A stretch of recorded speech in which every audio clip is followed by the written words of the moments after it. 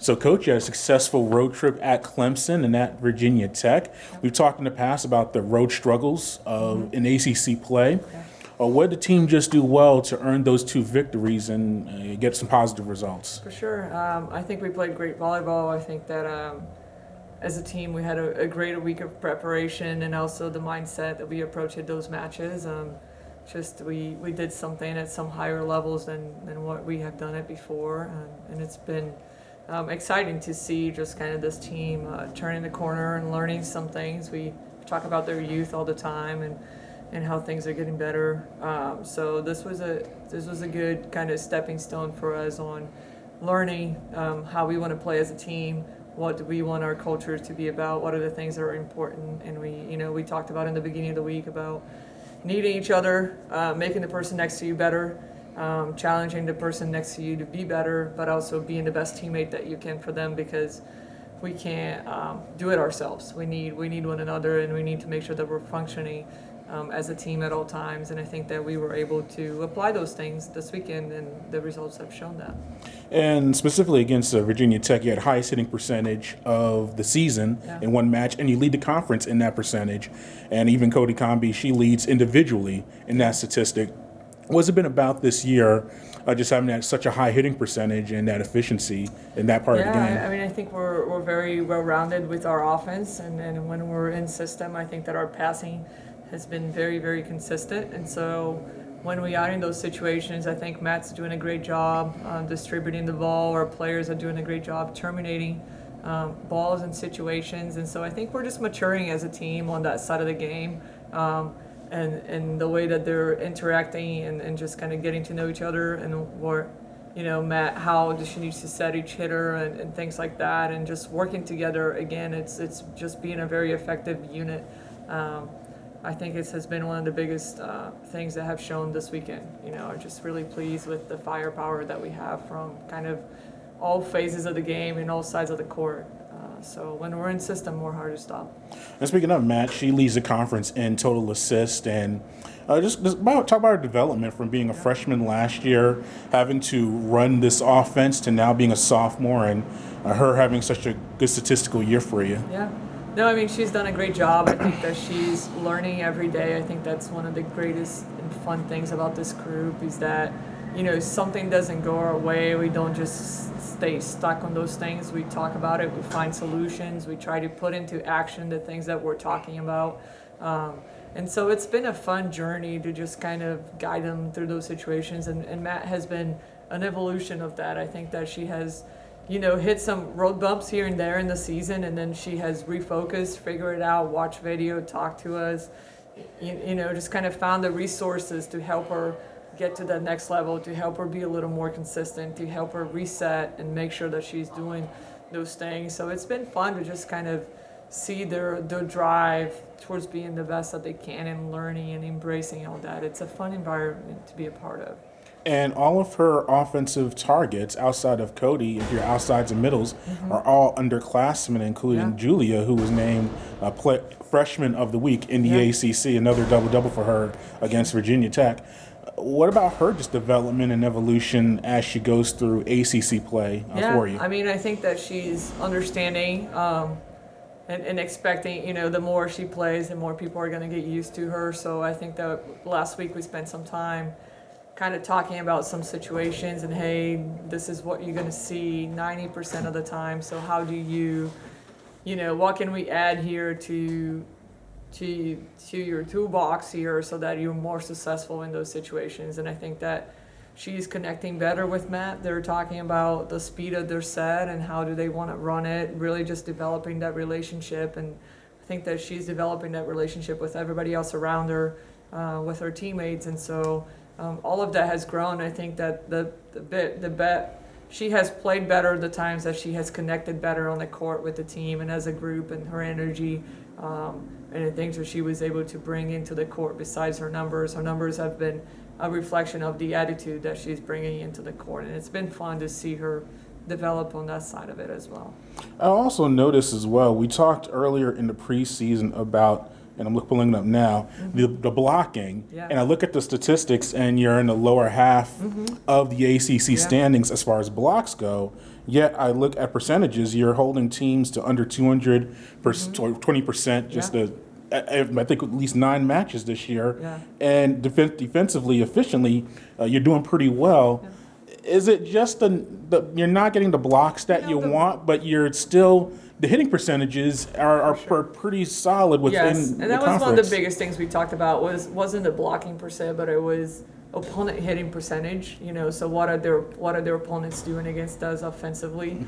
And we're not necessarily blocking balls straight down, but I think they're working as a unit, and that's kind of the things that we're emphasizing to this team is that if we all just work together and move together, good things are happening, and I think that our defense is a byproduct of that as well, because we're not getting stuff blocks, but we are channeling the ball to our defense. We are stopping their primary hitters and making them struggle in certain situations, so taking those situations away, being able to really, put teams under pressure with our defense. I thought that we served a lot better this weekend than we did the previous weekend. So those are all things that that reflect on that opponent hitting percentage. These are digs. How are we transitioning against them? But also our serving. Just even block touches. I mean, we're touching tons of balls with our block, and so all those things have gotten a lot better. And we will eventually see that blocking stat getting better and better. But it's not something that it is something that we want to continue to get better at. But the opponent hitting percentage, so the combination of the whole defensive system was something that for us was more important. And is serving a big part of that as well? Julia had 4 aces against Clemson and against Virginia Tech each, and she's right in the top 2 or 3 in aces in the conference. What is that? How does that help you just with setting everything up defensively and offensively as well? Yeah, she's leading our conference in aces, and it helps a ton, right? I was looking at the serving stats today, and she served maybe almost twice more balls than everybody else on our team. Or 10 or 15 more balls than everybody else. So I mean, not only is she scoring aces, but she's going into runs of points where she's been able to, we have a little joke in practice where we challenge her to serve 5 in a row, and she's been able to apply that to matches when before she was ending her runs. She's a great server. She was missing some serves where she couldn't give herself a little more consistency, and she has done that this weekend, and it has definitely reflected in a positive side for our team. And it's also because of a tighter rotation. You only use 7 players in the match against Virginia Tech, and you only have 6 on the court at a time. Yeah. And our previous matches, I've seen you use 9, 10, 11 players. What was it about that match, and can we expect to see a little bit of a shorter bench as we get through the rest of the conference? I don't know what to expect, but I think that the way we train in our gym and the way that we want our players to understand is that if they're in our gym, we feel like we can put them in the game at any time and help us compete and win. Sometimes we feel like that's the direction we need to go to win matches. Other times we don't. So it's more of a coach's decision and performance based, and also opponent based, and it's on a match by match basis. I think at the end of the day we're playing to win, and whatever combination that is, we trust every player in our roster to execute. We see what they do every day in practice. I think that one of the biggest reasons of our increase in performance this weekend has been because of our non-starters and what they have done to our starters and to the group around them that has made them better even on the last week. So that has been a mindset, I think, that with this group that it's becoming really, really special. I think that once they can understand the power of the team and how much influence they have on the people next to them, and they're bought into making that person better at all times, I think that we're seeing the results. And so I think that even though we only played 7 players, that this was a tremendous team win for us, because those 7 players didn't perform the way they did if they weren't challenged by our non-starters and the people that are playing some different roles at the moment, to get us ready for those matches. So they're very, very important to our program, and I think that, again, it's hard to say when we're going to use them or what combination we're going to use. We're playing to win, and it worked with 7 players this time. It has worked with 12, 13 players some other times. So I think that we trust everybody that's in our roster, and I think that everybody is ready to come in and contribute. And now you have a homestand now, and you face Wake Forest. They're mid-table, kind of along with you. And it seems like I look at Pittsburgh, Louisville, and I'll say Notre Dame, like those teams, I think they're still undefeated, pretty high up there. But beyond those top three, everyone's kind of muddled together, and that includes you and Wake Forest. What challenges will they present, and what have you seen from them just so far this year? Wake has had a great season. I think their preseason was probably one of the best in school history, if I'm not mistaken. Just really playing well. I think that they've challenged every opponent that they have played this far in conference as well. So we're expecting a great team. It's a team that beat us pretty handily on the road last year. So I know that we're ready for that rematch. I think, and the opportunity to play them again. So this year has been a great year for our conference. I mean, I think that Pittsburgh is probably the only team that it's out there. I mean, Louisville and Notre Dame are having great seasons, but we felt like we were in those matches as well. And had we played a little better on our side, we would have given us a chance to have a different result. So we feel like we can compete with pretty much everybody, and I think that everybody can compete with everybody.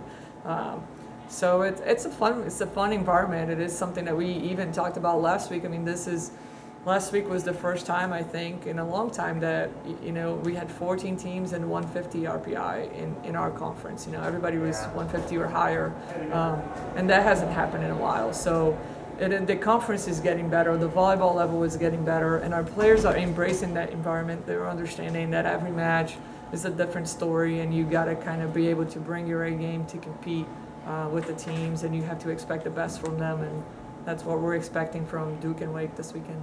Yeah, and last thing about Wake Forest, look at their statistics. Do they play? It seems like they play maybe quicker points, because I see that they're kind of not really strong in one particular area. But how do you approach that type of team? Like they're not really you don't see they have a lot of aces, or they're not a lot of digs, or they seem like just a solid team overall, just all around. Yeah, I mean, I think that offensively they're doing a great job. I think that they have some players that are going to be challenging for us to slow down, stop. I mean, I watched a little bit of video. I haven't dig in too much into them yet until tomorrow. When we do our scouting practice today, it's going to be a little bit more about us and how we keep getting better. But I think that, again, it's every match. Our preparation and our mindset for every match needs to be the same, and it needs to be consistent. And we need to understand that there's a very capable team on the other side who's going to challenge you, who's going to, kind of be ready for your strengths and make sure that you're, so how do we continue to work on our strengths, but also be prepared for the mental challenge that the match is going to be, and physically what we have to do, skill-wise, how efficient we need to be. We need to play good volleyball to compete with any team in the ACC, and I think we prepare for Wake the same way that we prepare for every other team. It's how do we get ready, how do we make it better. Obviously, we're going to study them and understand that there are certain things that makes them be good, and what are some of those things that we feel we can stop with what we have and our personnel, and how we want to kind of set ourselves up for success. But we're expecting a great match here on Friday, so it should be fun.